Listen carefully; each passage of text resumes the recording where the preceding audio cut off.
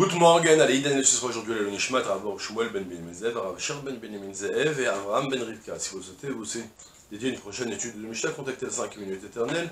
Nous étudions Masechet Turmot, Perekret, Mishnah Aleph. Haïcha shaita ochelet baturma. Baou v'amru la met ba'alich o gershech. V'chen eved shaya ochel bateruma. Ubaou v'amru lo met rabach. O mecharach leIsraël. O netanach ben matana. O asach ben chorim. וכן כהן שהיה אוכל בתרומה, ונודע שהוא בן גרושה ובן חלוצה. רבי אליעזר מחייב קרן וחומש, רבי יהושע פוטר. היום הוא מקריב על גבי המזבח ונודע שהוא בן גרושה ובן חלוצה.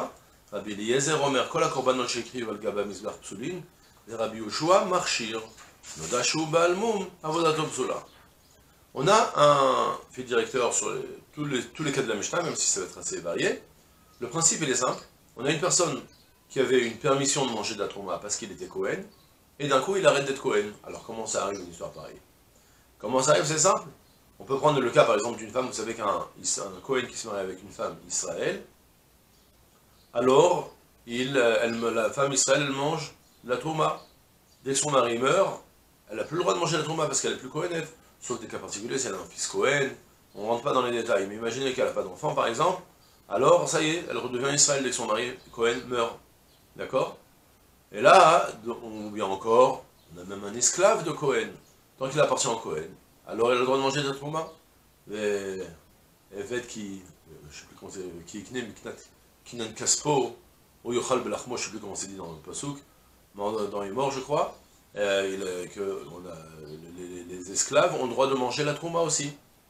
Le propriétaire, il était à 2000 km d'ici, il a vendu l'esclave à Israël, l'esclave a le droit de manger de la trouma. C'est le même principe qu'on retrouve encore, mais encore un cas un peu particulier que suite à ça on va un peu passer à d'autres sujets pour traiter de la même situation.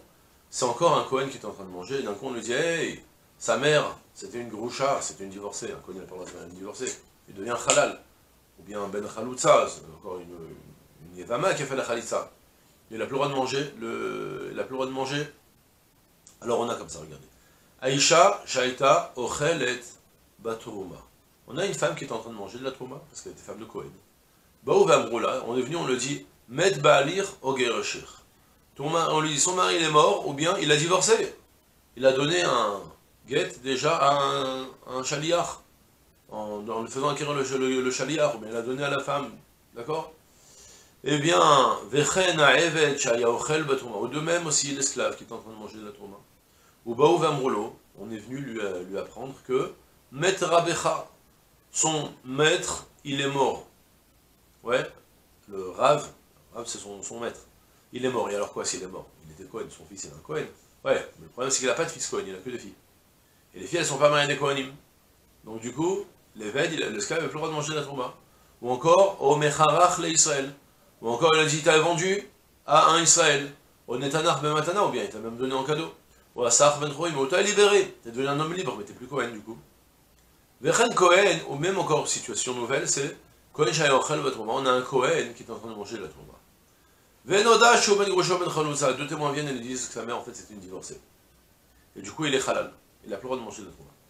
Dans tous ces cas de figure, la question elle est, est-ce qu'il a transgressé, c'est sûr qu'il a transgressé l'interdit de manger de la trouma, il n'avait plus le droit de manger de la trouma à ce moment-là. Mais est-ce qu'il doit apporter le keren et le chomesh ou pas? Rabbi Eliezer mechayev keren ve chomesh, Rabbi Yehoshua poter. Rabbi Eliezer, il rend passible de keren ve chomesh, parce qu'il lui dit, écoute, c'est sûr que t'es pas fautif, t'as rien fait de mal, mais t'as transgressé une avéra, comme quelqu'un qui transgresse une avéra pendant Shabbat, même s'il ne savait même pas que c'était un juif, ou bien il ne savait pas ce que ça impliquait, c'est sûr, il a quand même transgressé une avéra qui demande de faire une kapara. Alors il devra... Lui, normalement, on doit apporter des corbanotes si c'était Shabbat, et même principe, il doit apporter aussi, il doit rembourser le keren et le chomesh. Rembourser le keren et le chomesh, il n'avait pas le droit de manger, il doit rembourser, en rajoutant le cinquième. Le Rabbi Yehoshua poter, mais Rabbi Yehoshua dispense. Alors, Rabbi Yehoshua dispense, c'est assez délicat comme comprendre. Le principe, il est simple. En fait, on a le même principe dans Masechet Shabbat. Je vous donne d'abord la notion, après on l'adapte ici. La notion qui est écrite là-bas, c'est que quelqu'un qui transgresse une avéra, mais parce qu'elle était birshut mitzvah, il était en droit de faire une mitzvah. Il était en train d'accomplir une mitzvah. Et il s'avère que la mitzvah, maintenant, pour pouvoir accomplir la mitzvah, ça l'a amené à faire en fait une avéra. C'est-à-dire, lui, de son plein gré, il ne serait jamais rentré dans cette situation. C'est que parce que la Torah lui a prescrit de le faire, qu'il le fait. Par exemple, il y a un cas où, on parle dans Masechet Shabbat, on parle d'un Moël qui doit faire le Brit Mila à un enfant, donc à Shabbat, mais qui à côté de lui, c'est un enfant qui était imposé de Mila, hein, mais pour la veille ou pour le lendemain, et qu'il n'a pas le droit de le faire pendant Shabbat, parce que pendant Shabbat, on fait que une Brit Mila qu'on a fait, une Brit Mila le 8e jour uniquement. Si c'est une Mila repoussée, on ne fait pas pendant Shabbat. Si c'est une césarienne aussi, on ne fait pas pendant Shabbat. Et donc du coup, il était en... Il avait un bébé devant lui, il veut le faire le Brit Mila, et puis on lui a inversé les bébés. On lui a donné le bébé qui n'était pas imposé de Brit Mila. Sur ça, puisqu'il est Birshut Mitzvah, pourquoi il est en train de faire Brit Mila? C'est un interdit de Shabbat, il fait sortir du sang. Il répare le corps aussi. Donc, en théorie, il y a ici une transgression de Shabbat. Maintenant, si ce n'était pas le fait que Kadosh Baruch Hu le dit, fait le Brit Mila à Shabbat, il ne serait jamais rentré dans cette situation de Cohen, le Moël. Alors du coup on dit, on a la même achloquette. Rabbi Yoshua va te dire, parce que tu es Birshut Mitzvah, tu es dispensé de Korban Khatat. C'est pas une fête c'est pas une faute qui a besoin d'être expiée. D'accord? Parce que tu es Birshut Mitzvah. Selon ce principe, on a un peu la même idée. Lors, on prend le même principe, on l'adapte ici. Lors, manger la Touma, c'est une mitzvah. C'est une permission totale. Maintenant, alors, en théorie, Rabbi Yoshua va te dire, puisque tu es Birshut Mitzvah, quand tu manges la Touma, donc si il s'avère qu'à cause de ça, finalement, ça s'est arrêté ton droit de manger la Touma, donc on ne parle pas de la divorcer. On parle pas des derniers cas, on a dit que c'était un Kohen Halal. On parle des cas où il y avait une femme qui mangeait de la Touma, il y avait un esclave qui mangeait de la Touma. Tout était permis. Et d'un coup, la donne a changé, et puis il n'a plus le droit de manger. Alors, c'est pas une faute qui a besoin d'être expiée. Maintenant, précision importante qui nous dit le Barthénora, mais on parle uniquement qu'il était en train de manger un repas où il n'avait pas le temps d'éclaircir sa situation. Il était Zmano Baroul, par exemple, manger du Hametz à veille de Pessah. D'accord?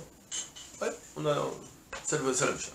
Ensuite, deuxième principe de la Mishnah, suite au Ben Grosha, au Ben Chalutza, on a maintenant une nouvelle situation. Aya Omed ou Makriv al Gabla Mizrach. On avait un Kohen qui était en train de travailler au Beth Amikdash, il faisait les korbanot, Shrita, Kabbalah, Olacha, Zrika, et après il était en train de faire un nouveau korban, et en plein milieu du korban, du troisième korban de la journée qu'il était en train de faire, Venodash ou Ben Grosha ou Ben Chalutza. On lui apprend que non, c'est un Ben Grosha ou Ben Chalutza, il est inapte à faire des korbanot.